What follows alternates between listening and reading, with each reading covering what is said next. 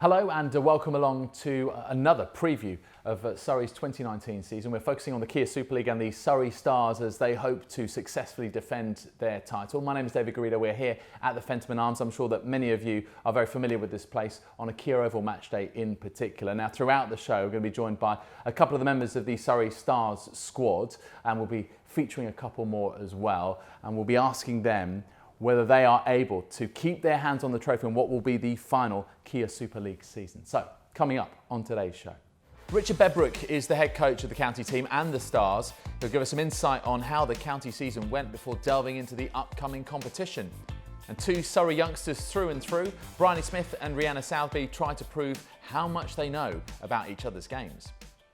In a bit we'll be hearing from Amy Gordon, but I've got batter Aylish Cranstone here with me right now. Thank you for speaking to us. I guess it's your second proper year, isn't it, in Kia Super League? You had been here for a couple of years before, but last year was the breakthrough.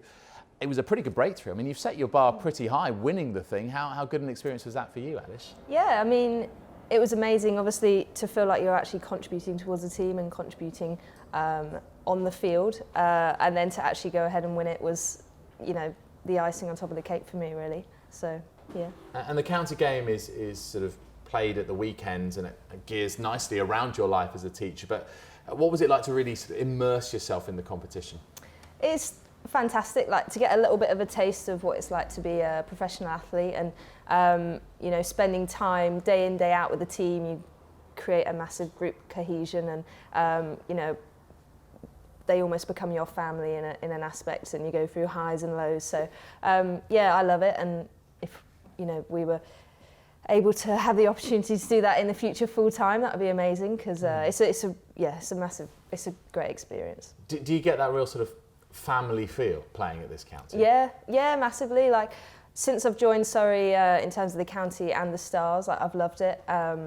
They make you feel included in every way, and you know, even just coming down to the Oval or being at Guildford, it's fantastic. And you know, just opportunities like this, they really make you feel like you're a part of the county. So. And what about the relationship between the women's side and the men's side? Because, you know, they're county championship winners in Division 1 from last season. A number of big name players that are there at the county for the men's side. You know, does that give a bit of inspiration too?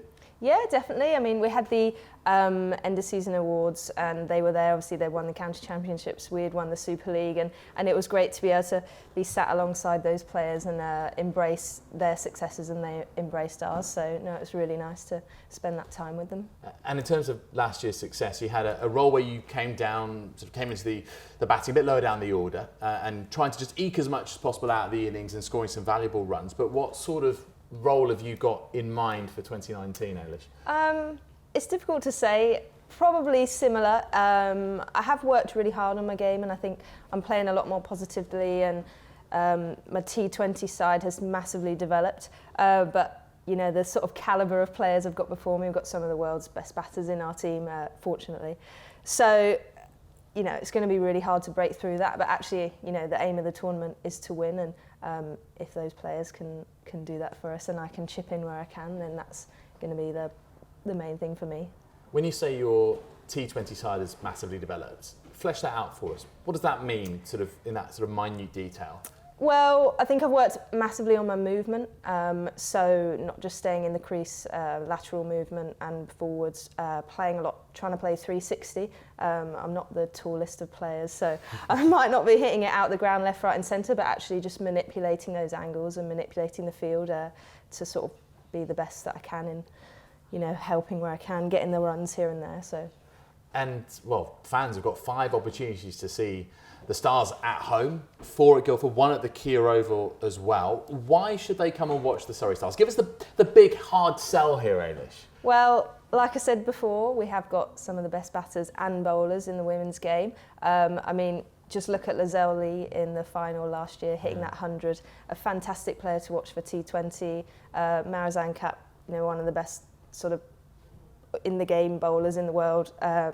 And obviously we've got Nat Siver, who is, you know, the sort of home of Surrey cricket, captaining the side along with helping us out with the Surrey County side. So I think, you know, just coming along to see all those players and have a fantastic show.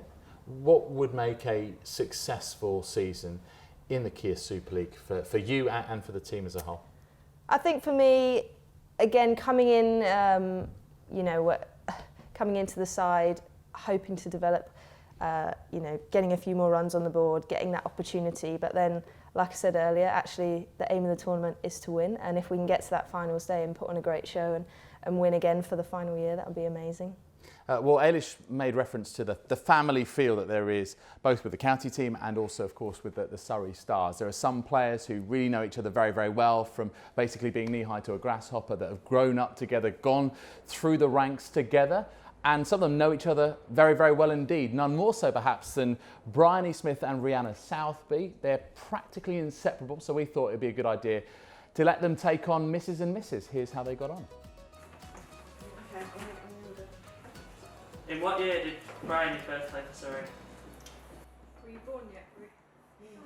Are you just?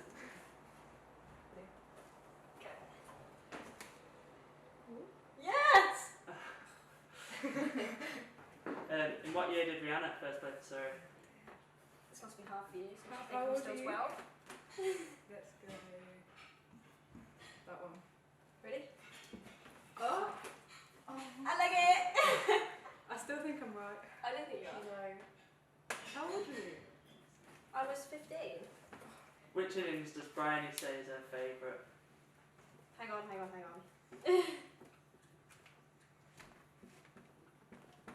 No pressure, Ruth. Okay, got it. Yes, Yes, I got it right. Interesting. I said that, Brian. 100 and something. Yeah, you got At least get the Essex numbers last right. year. I think you were not out. You were definitely not out. Got a 5 for that game as well. Oh, did you? Who does Rhianna regard as the most high-profile victim? I don't think I got this I right. hope I haven't spelled her name wrong. Who's her name? Okay, we're definitely having a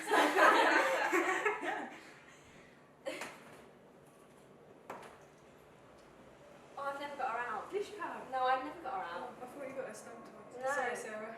It was Bryony's most embarrassing moment in cricket?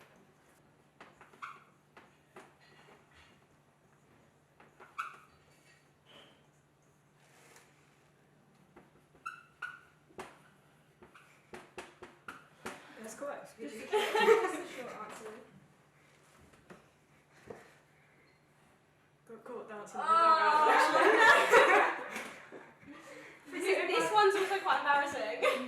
I did forget my bats to game this year. Rhianna's most embarrassing moment in cricket?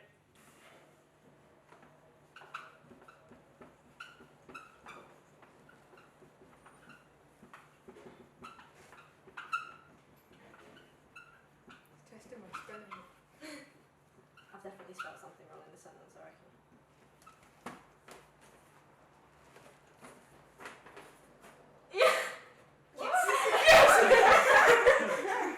I had my helmet, I had my inners, and did not have my keeping gloves. Who's more popular? Who gets more family and friend dancer matches? I feel like I'm on the We point. have a solid fan club. We Each do. family has a solid.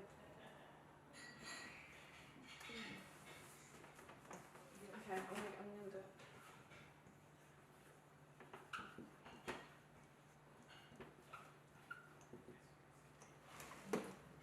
This could end in tears.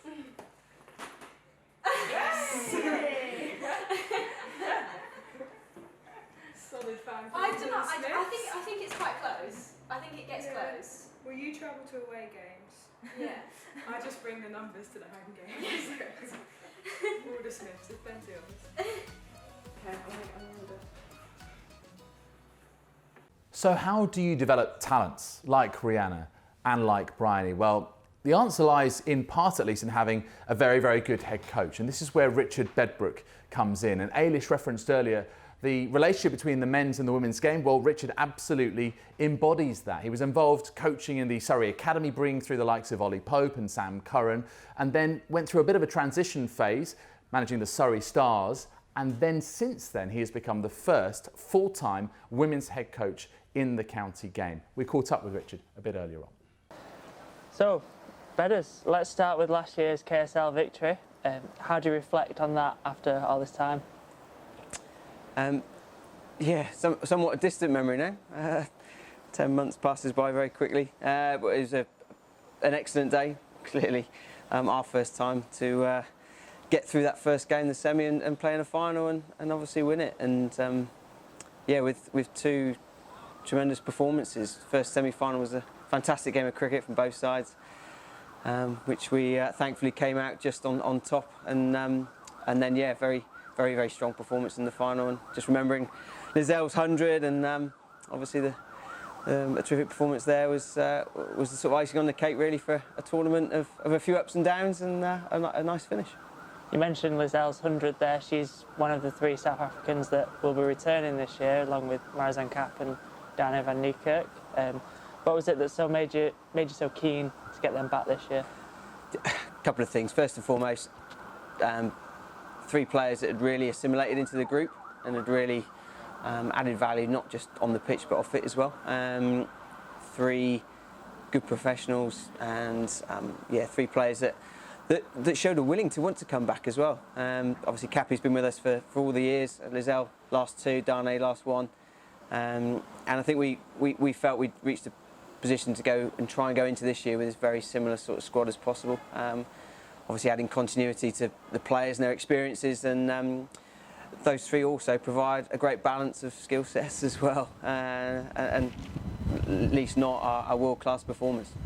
So yeah, it was a fairly easy decision to make to invite them back and certainly get their agreement. One change in the squad though, we have unfortunately lost Sophia Dunkley to Lancashire.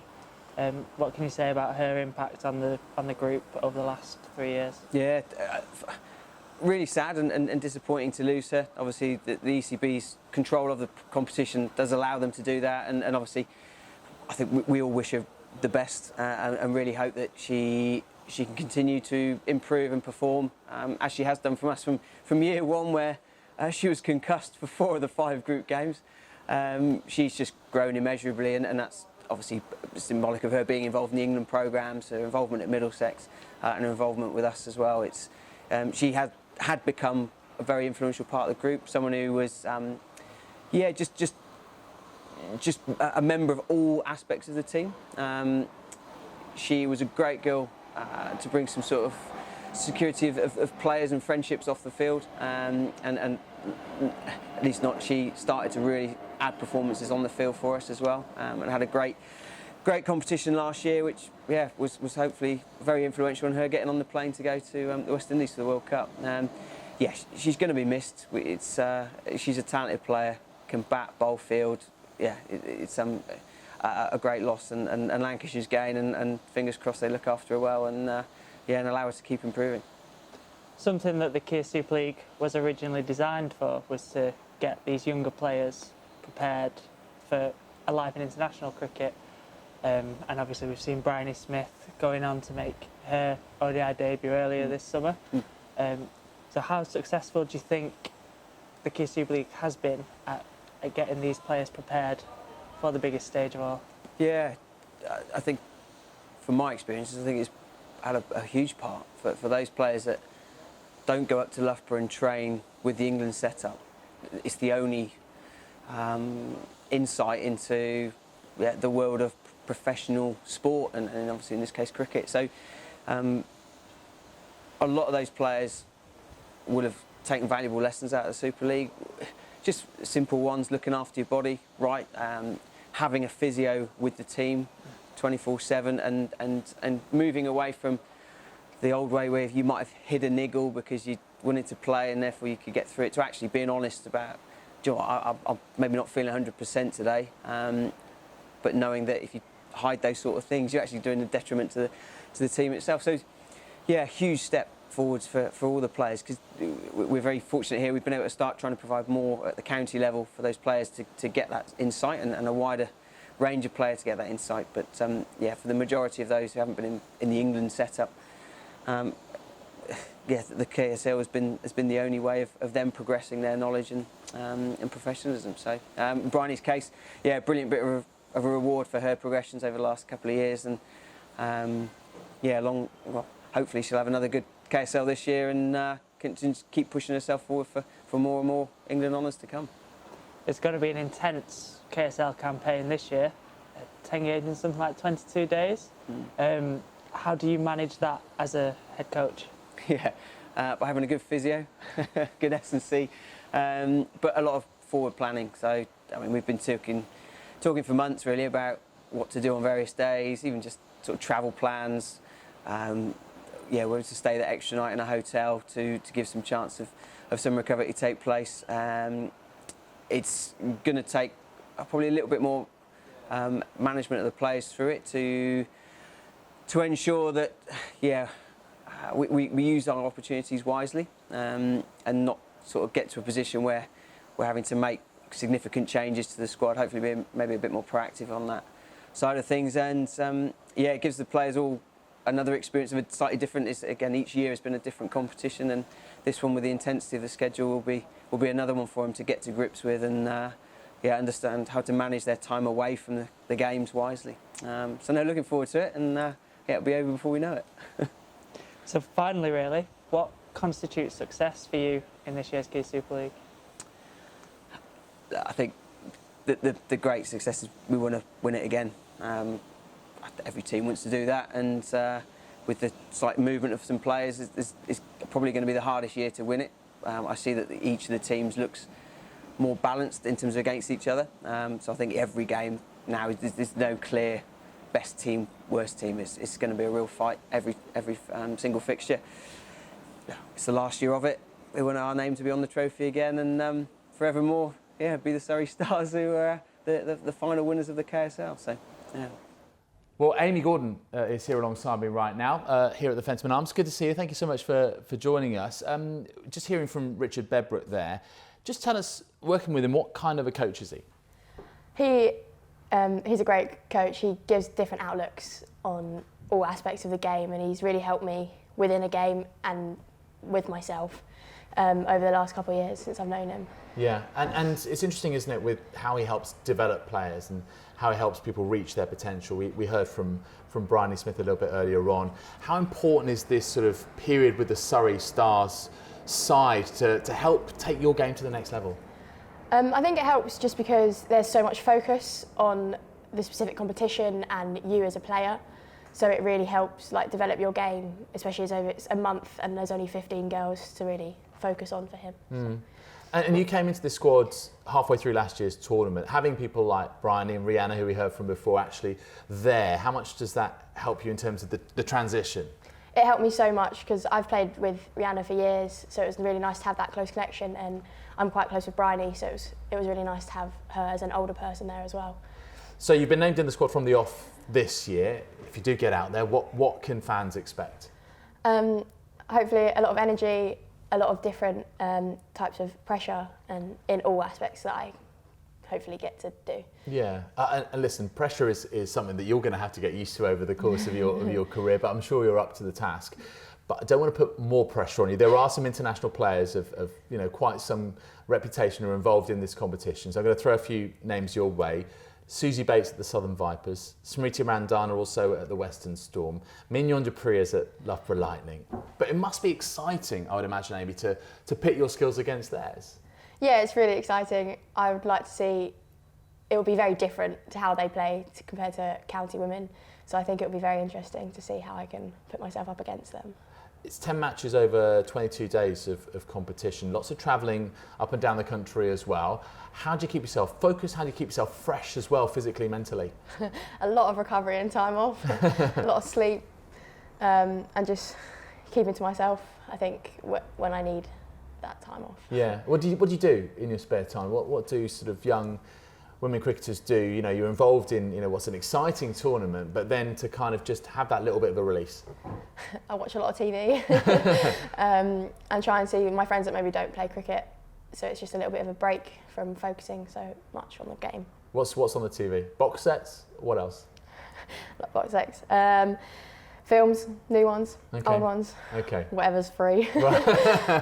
Fantastic. Well, listen, it's been a pleasure speaking to you, and thanks also to Aylish Cranstone for joining us a bit earlier on. First home match, by the way, is against the Lancashire Thunder. That's at Guildford, and it's on Thursday the 8th of August. Then we move to the Kia Oval for the visit of the Southern Vipers. That's on Monday the 12th of August. Then after that, 3 more games at Guildford, culminating with a game against the star-studded Western Storm, and the date for that is Sunday the 25th of August. In terms of tickets, £5 for adults, £1 for under-16s for each and every home match, so hopefully we'll see plenty of you there. But if you can't make it, don't worry. Next best thing, all the games are streamed live at thekiaoval.com, so hopefully we will see you watching online, if not at one of the venues themselves. Thank you for watching.